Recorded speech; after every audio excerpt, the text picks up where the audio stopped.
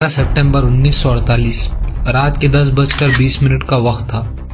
दिल्ली की सियासत से लेकर पाकिस्तान इस्लामाबाद तक गर्मी की हवाओं के थपेड़े अपने उबाल पर थे।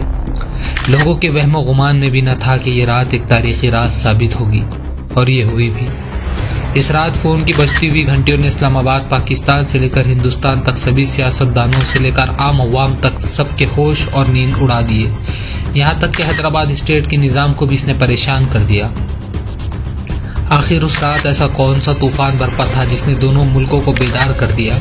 साथ ही हैदराबाद के निज़ाम का इससे क्या ताल्लुक था? तो रुकिए, सब बताते हैं आपको। तो आइए इस कहानी का आगाज करते हैं जिसमें खून रेजी, मातम, कत्लो गारत शामिल है और लातादाद मुसलमानों की जान कैसे चली गई। 11 सितंबर 1948 को एक खबर मंजर आम पर पहुंचती है कि बानी पाकिस्तान मोहम्मद अली जिन्ना इस दुनिया फानी से रुखसत कर गए। इस खबर ने पाकिस्तान के लोगों को झिंझोड़ कर रख दिया, साथ ही एक छोटा सा झटका हिंदुस्तान को भी दे दिया। लेकिन जिन्ना के मौत के असरात हिंदुस्तान में अलग शक्ल में नजर आए और यहीं से तो कहानी दिलचस्प होती है। 11 सितंबर को जिन्ना फोत होते हैं। 12 सितंबर को जिन्ना को पाकिस्तान की अवाम और उनका खानदान खबर के और खुदा के हवाले करते हैं।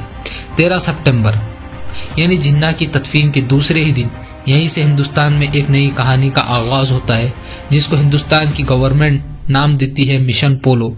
ये मिशन किसी और के खिलाफ नहीं बल्कि उसी निज़ाम के खिलाफ था जो स्टेट हैदराबाद को एक आज़ाद हैदराबाद की शक्ल में देखना चाहते थे। या यूं कहिए कि उनसे जुड़ी कुछ ऐसी बातें की जाती है। इस मिशन में क्या कुछ हुआ ये तो आपने सुना ही होगा। जो भूल गए हैं हम आपको याद दिलाते चलते हैं। मोहम्मद अली जिन्ना के इंतकाल के दूसरे दिन इस मिशन की शुरुआत हुई। ऐसा क्यों, इस पर काफ़ी तरह की बातें होती है। जो बातें जैसी है उन्हें वैसे ही छोड़ते हैं और अपनी कहानी पर लौट कर वापस आते हैं। मिशन पोलो का आगाज बड़े ही सटीक तरीके से हुआ, और होता भी क्यों ना, आखिर सरदार पटेल ने इस मिशन की बुनियाद रखी थी, तो उनकी शख्सियत का अक्स इस मिशन में हर कदम पर नजर आना लाजिम था। कहानी में थोड़ा पीछे चलते हैं। 1947 के दौर की बात है, जब ब्रिटिश इंडिया छोड़ रहे थे।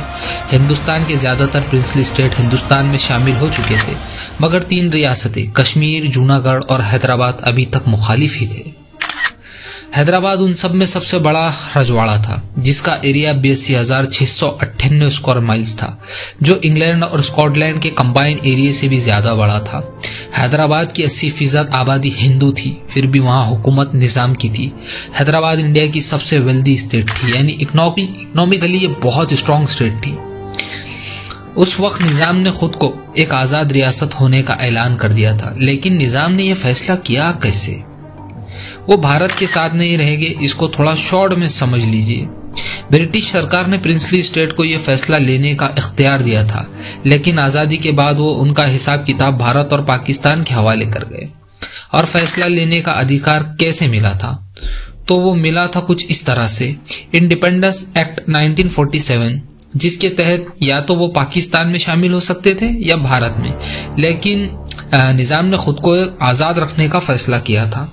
लेकिन पटेल का नजरिया अलग था। उन्होंने सीधी बात की, हैदराबाद हिंदुस्तान की पेट में कैंसर की मानिंद है, जिसे पनपने नहीं दिया जा सकता। पटेल का ये नजरिया इसलिए भी सही हो सकता है क्योंकि ज्योग्राफिकली हैदराबाद भारत के बीचों बीच आता था।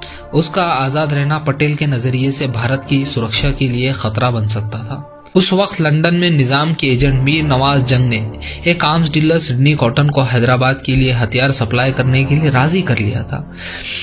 जब भारत की सरकार को यह बात पता चली तो उन्होंने उन जहाजों पर रोक लगा दी।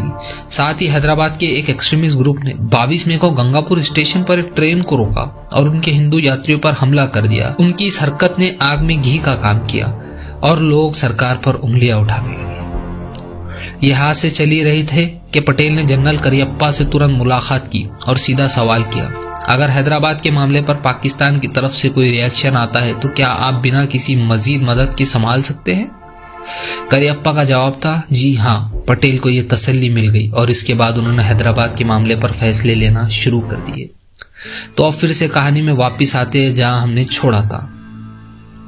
कहा जाता है कि हैदराबाद में आर्मी भेजने की तारीख को 2 बार तय किया गया था, लेकिन कुछ कारणों से उस पर अमल न हो सका। शायद पॉलिटिकल प्रेशर की वजह से इस पर अमल नहीं हुआ था। लेकिन 13 सितंबर 1948 को सरदार पटेल ने फैसला कर दिया और भारत की सेना हैदराबाद में दाखिल हो गई। पटेल ने सभी से साफ कह दिया कि अब ये मिशन रोका नहीं जा सकता। नेहरू इस बात से चिंतित थे। उन्हें लगता था कि पाकिस्तान का कोई रिएक्शन आ सकता है, लेकिन अब वक्त गुजर गया और दूसरा दिन निकल आया तो नेहरू की चिंता सुकून में तब्दील हो गई। पाकिस्तान ने इस मामले पर कोई जवाब नहीं दिया और न रिएक्शन लिया, इसीलिए क्योंकि उनके बानी मोहम्मद अली जिन्ना को गुजरे 2 दिन ही हुए थे। पटेल को इस बात का अंदाज शायद पहले से ही था। उन्होंने इसका एडवांटेज पूरा उठाया